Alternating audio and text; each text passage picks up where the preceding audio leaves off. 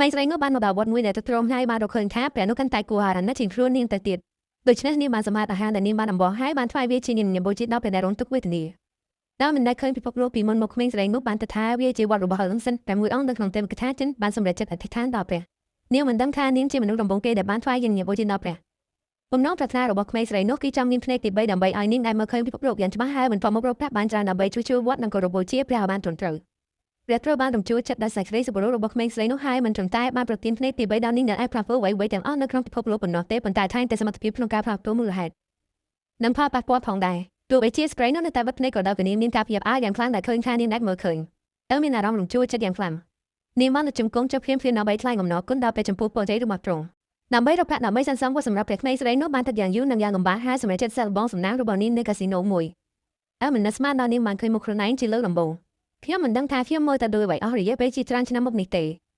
ខ្ញុំមើលតែខុសគ្នាបន្ទាប់មកក្មេងស្រីនោះបានកត់សម្គាល់ឃើញភ្នែកទី3របស់នាងភ្នែកទើបមួយនៅលើក្បាលរបស់នាងទោះជាយ៉ាងណាក៏ដោយអ្នករត់តុបានសន្មតថានាងគ្រាន់តែឆ្មាំឆ្មៃព្រោះនាងមើលមិនឃើញ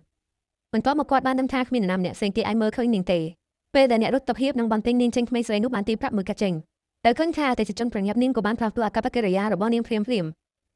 ហើយបានណែនាំមានផ្សេងៗនៅក្នុងហាងលបាយដោយរីករាយបន្ទាប់មកក្មេងស្រីនោះបានសំឡេងដែលសម័យបំផុតគឺគ្រាប់លបលាក់ហើយគាត់ត្រូវបានគេនាំទៅយ៉ាងលឿននៅពេលដែលអ្នកគ្រប់គ្រងបានឃើញស្ត្រីខំម្នាក់ភ្នាល់គាត់មានអារម្មណ៍ភ័យខ្លាចយ៉ាងខ្លាំងដែលមិនដឹងថាក្មេងស្រីនោះហៀបនឹងត្រួតត្រាដែលធ្វើឲ្យគាត់សង្ស័យពីអត្ថប្រយោជន៍របស់គាត់បន្ទាប់មកក្មេងស្រីនោះបានធ្វើឲ្យផ្នែកទី3របស់នាងសកម្មដែលឃើញលើភ្លាមហើយថ្មប្រាប់តាមអស់របស់នាងលើ3ប្រភេទសំណុំនៃកងដូចគ្នា3មនុស្សគ្រប់គ្នាមានការភ្ញាក់ផ្អើលអ្នកគ្រប់គ្រងបានជាយាមបញ្ចុះបញ្ចូលនាងថាខណៈពេលដែលឱកាសនៃការភ្នាល់3ប្រភេទមានកម្រិតខ្ពស់ឱកាសនៃការលេចឡើងគឺតិចតួចបំផុតប៉ុន្តែក្មេងស្រីនោះទទូចឲ្យភ្នាល់លើ3ប្រភេទហើយនៅពេលដែលគាត់ប្រឡាក់ត្រូវបាន10មនុស្សគ្រប់គ្នាមានការភ្ញាក់ផ្អើលវាគឺជា3 6អ្នកលោកបានប្រាប់ពួកគេភ្លាមអាសនៈព្រោះក្មេងស្រីនោះទោះបីជាខត់ភ្នែកក៏ដើមមិនមែនឆ្លងទេមនុស្សគ្រប់គ្នាយល់ភ្លាមបន្ទាប់មកអ្នកលោកបានបញ្ជាក់ក្មេងស្រីនោះឲ្យគិតថាគ្រាប់លបលាក់មិនទាន់ត្រូវបានបាត់នៅឡើយទេហើយបានផ្លាស់ប្ដូរការរមៀលគ្រាប់លបលាក់ទៅជា4 5 និង 6ដែលសម្ងាត់ដែលឃើញបែបនេះមនុស្សគ្រប់គ្នាចាប់តាមភ្នាល់ក្មេងស្រីនោះដឹងថាពួកគេកំពុងឆ្លៀតឱកាសពីភាពងឹតងល់របស់នាងដោយចេតនាប៉ុន្តែពួកគេមិនដឹងថានាងមានក្រិតដល់ទេវភាពនៃមូលហេតុនិងផលប៉ះពាល់នោះទេអ្នកលោកបានធ្វើពិតជាធ្ងន់ធ្ងរដល់និយាយថាគាត់នឹងបាត់គ្រាប់លបលាក់ឆាប់នេះគាត់តែគាត់និយាយថាវាជា4 5 និង 6មនុស្សគ្រប់គ្នាឃើញថាវានៅតែជា3ហើយមានការភ្ញាក់ផ្អើលបន្តទៀតអ្នកលោកក៏មានការភ្ញាក់ផ្អើលបន្តទៀតដែរគាត់មិនអាចយល់ពីរបៀបដែលការរមៀលគ្រាប់លបលាក់បានផ្លាស់ប្ដូរត្រឡប់មកវិញនោះទេដូច្នេះក្មេងស្រីនោះបានឈ្នះប្រាក់100ដុល្លារហើយទោះបីជាអ្នកលោកបានចាញ់តដល់គាត់នៅតែមានវិធីដើម្បីយកវាមកវិញដូច្នេះគាត់អាសនាឲ្យផ្លាស់ប្ដូរល្បែងបន្ទាប់មកអ្នកលោកបានប្រកួតប្រជែងក្មេងស្រីនោះឲ្យលេងបាញ់ទេហើយបានដកប្រាក់100ដុល្លារដើម្បីភ្នាល់លើទ្រព្យសម្បត្តិទាំងអស់របស់ក្មេងស្រីនោះក្មេងស្រីនោះបានយល់ព្រមភ្លាមព្រោះនាងមិនទាន់បានរយអង្គាប្រាប់គ្រប់គ្រាន់ដើម្បីជួយចូលប្រាសាទសម្រាប់ព្រះនៅឡើយទេអ្នកនោះដែលបង្ហាញជំនាញរបស់គាត់បានអរុនគ្រាប់លបលាក់ដោយបង្ហាញបន្ទុកតាមមួយសានីដេវីតលេសំណាងគាត់ជឿជាក់ថាក្មេងស្រីនោះមិនអាចឈ្នះបានទេបងមនុស្សជំនាញបានសឹកសៀលដែលសួរអ្នកលោកថាគាត់បានរមៀលបន្ទុកប៉ុណ្ណាព្រោះពួកគេទាំងអស់គ្នាបានចែកបន្ទប់ពីការភ្នាល់របស់គាត់អ្នកលោកបានដាក់គ្រាប់លបលាក់ដោយសម្រាប់មនុស្សគ្រប់គ្នាមើលដោយដឹងថាពួកគេទាំងអស់គ្នាកំពុងឆ្លៀតឱកាសពីភាពមលិតមលរបស់គាត់ទោះជាយ៉ាងណាក៏ដោយក្មេងស្រីដែលសុបរោរូបនេះបានណែនាំពួកគេកុំមកភ្នាល់លើកនេះប៉ុន្តែជំនួសឱកាសស្តាប់មនុស្សគ្រប់គ្នាបានធ្វើតាមដំបូន្មានរបស់អ្នកលោកហើយភ្នាល់ប្រាក់ទាំងអស់របស់ពួកគេបន្ទាប់មកអ្នកលោកបានអានថាគាត់បានទេបន្ទុកតែមួយដោយពន្យល់ពីច្បាប់ប្រឆាំងនឹងការទេលេខដូចគ្នា2ដងក្មេងស្រីនោះមិនបានទេបន្ទុកទេប៉ុន្តែអ្នកលោកគិតថានាងងងប៉ាគ្រាប់លោកកាបីអាចមិនមានបន្ទុកដល់របៀបណាវងមនុស្សបានចំហឲ្យនាងដោយហានាងថាខ្វាត់ភ្នែកនៅក្នុងខ្លៅ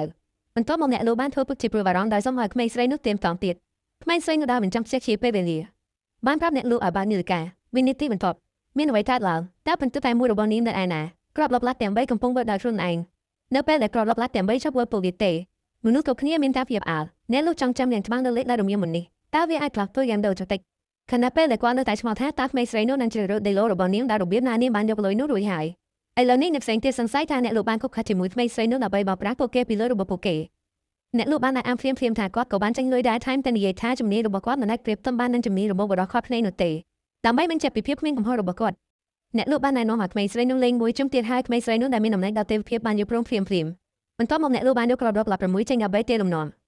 ល្បែងនេះពាក់ព័ន្ធនឹងការបោះគ្រាប់លបលាក់ទៅលើអាកាសហើយអ្នកណាដែលទេលំនាំបានត្រឹមត្រូវច្រើនជាងគេឈ្នះរឿងនេះអ្នកលោកបានព្យាយាមទេសនាប្រឡាក់ឈានចំនួន6ខណៈពេលដែលក្មេងស្រីនោះជ្រើសរើសត្រីចំនួន6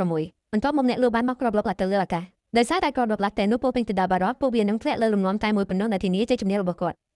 ខណៈពេលដែលគ្រាប់លបលាក់នៅតែនៅលើអាកាសក្មេងស្រីនោះបានប្រើភ្នែកទេពអប្សររបស់នាងដើម្បីផ្លាស់ប្ដូរគ្រាប់លបលាក់ទាំង6រឿងនេះមនុស្សគ្រប់គ្នាមានការភ្ញាក់ផ្អើលតើវាជាអ្វីត្រីមានរឿងអ្វីកើតឡើងតើវាអាចជាត្រីដល់របៀបណាវាមិនគួរជាក្តាមទេខ្ញុំកំពុងប្រាប់អ្នកថានេះមិនអាចទេត្រីអូព្រះជាម្ចាស់អាចតើបរិសុទ្ធខត់ភ្នែកនេះទេត្រឹមតង់ទៀតទេ ជាសំណាងល្អខ្ញុំមិនបានភ្នួរលើបន្ទាត់ទាំង6ជាមួយ Master ទូថយទេបើមិនដូច្នោះទេខ្ញុំនឹងខាត់នុយទាំងអស់របស់ខ្ញុំលើនេះក្មេងស្រីនោះពិតជាឈ្នះអ្នកលោកនៅតែមានការពន់ច្រឡំបានក៏កំបិតទៅលើតុតែសង្ស័យភ្លាមថាក្មេងស្រីនោះបោកប្រាស់ក្មេងស្រីនោះបានទាមទារផុសតាមប៉ុន្តែម្ចាស់ហាងដោយពងឯកលើទូនីតិរបស់គាត់បាននិយាយថាគាត់មិនត្រូវការផុសតាំងទេក្មេងស្រីនោះអាចស្ដីបន្ទោសគាត់ដោយកំហឹងថាជាអ្នកចាញ់ដាក់ធ្ងន់ធ្ងរនៅក្នុងលោកបំណែករបស់គាត់ម្ចាស់ផ្ទះសំណាក់ដែលមានការខឹងសម្បាយយ៉ាងខ្លាំងចង់បង្រៀនក្មេងស្រីនោះនៅមេរៀនមួយប៉ុន្តែដល់ធ្វើដូច្នេះគាត់បានទាញចំណាប់អារម្មណ៍របស់លេខវីដេអូដែលជាម្ចាស់ហាងលបាយស៊ីសងដែលបានឃើញអ្វីៗគ្រប់យ៉ាងដើម្បីការពារកេរ្តិ៍ឈ្មោះរបស់ហាងលេខវីដេអូបានបញ្ចុះគាត់ភ្លាមម្ចាស់សន្តាគារឃើញបែបនេះបានព្យាយាមបញ្យល់យ៉ាងរហ័សអំពីភាពចម្លែកនៃលបាយស៊ីសងប៉ុន្តែត្រូវបានរំខានដោយលេខវីដេអូ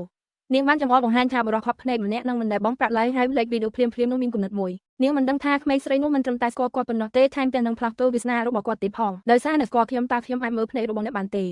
នាងនិយាយភ្នែកខ្ញុំចង់ឃើញថាតើអ្នកពិតជាខ្វាក់ភ្នែកឬធ្វើពុត